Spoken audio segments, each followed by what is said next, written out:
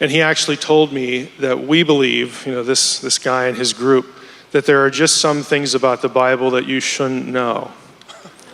I have found that people, pastors and just people in general, who don't want, people to get involved with or use their Old Testament, that's just laziness, okay? It's just laziness. Because it does take work and effort, and it allows them to more or less say a lot of things that they just want to say. And if there's something in the Old Testament they don't understand, well, that's just about Jesus. Let's talk about Jesus, and then we dismiss that.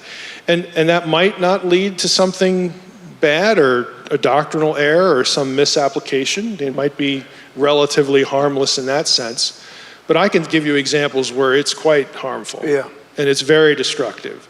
And it sort of makes you vulnerable, because now you can't disagree with the person you're talking to, because then they're going to say, well, don't you like Jesus? Now catch this. Paul is writing epistles, letters to churches in Asia Minor and other places. They're predominantly Gentiles.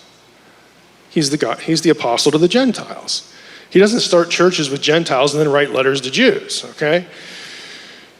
Why does Paul then expect Gentiles to understand his arguments and defense of Christianity using the Old Testament?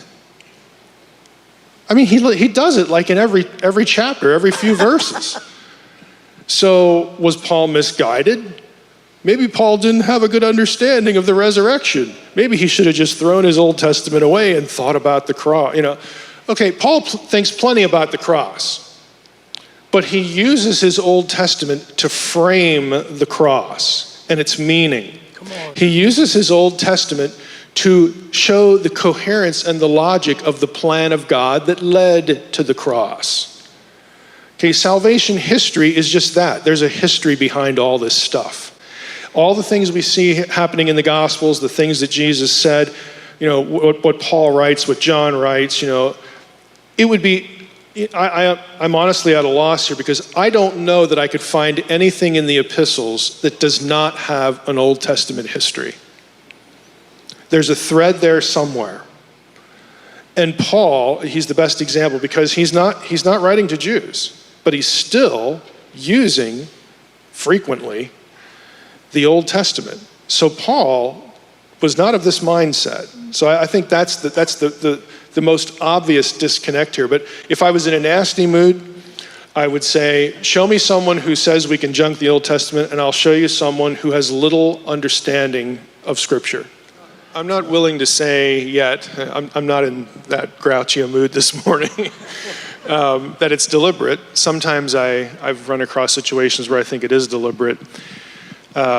Just as a little sidebar, when I was teaching in a Bible college, I actually had a pastor who was sent to this college sort of as a representative to kind of see, get the lay of the land, because he had students there and he was part of a bigger group on the East Coast. And he actually told me that we believe, this guy and his group, that there are just some things about the Bible that you shouldn't know, that you shouldn't teach our students.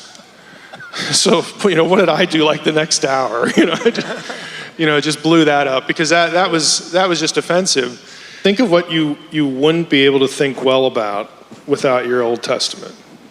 And my mind went right to imaging, because where does that language in the New Testament come from? We are being conformed to the image of his Son.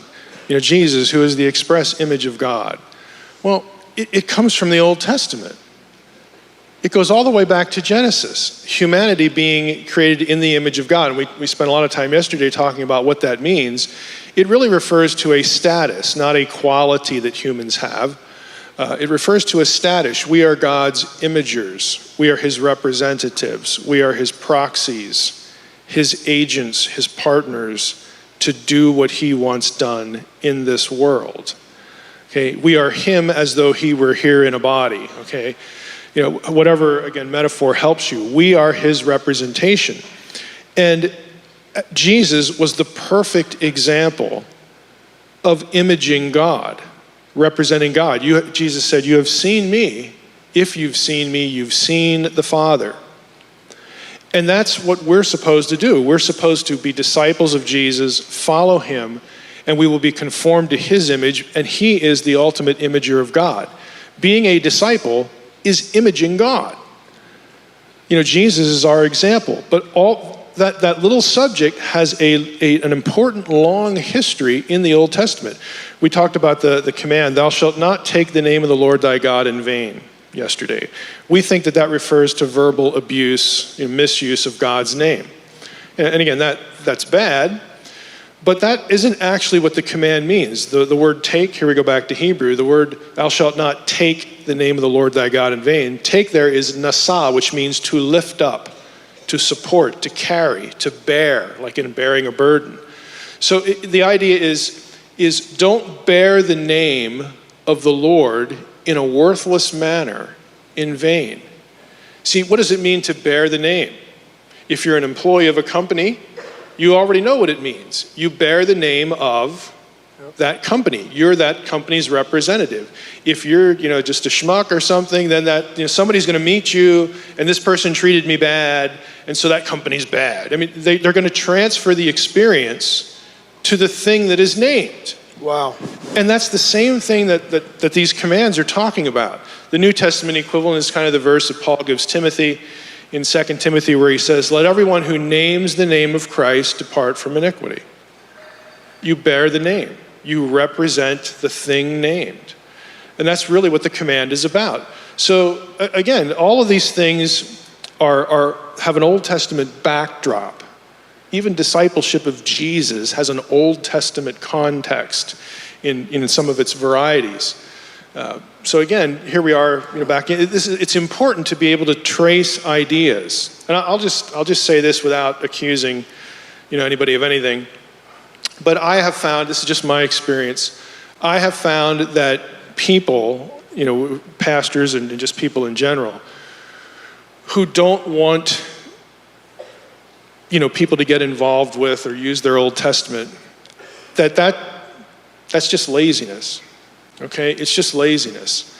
Because it does take work and effort, and it allows them to more or less say a lot of things that they just want to say.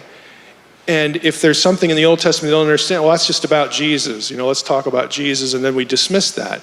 And that might not lead to something bad or a doctrinal error or some misapplication. It might be relatively harmless in that sense. But I can give you examples where it's quite harmful. Yeah. And it's very destructive. And it sort of makes you vulnerable, because now you can't disagree with the person you're talking to, because then they're going to say, well, don't you like Jesus? It's manipulative. It's something that just shouldn't be done. And if you can trace ideas yourself as a student of Scripture, you're not going to be vulnerable to that kind of thing. You just aren't.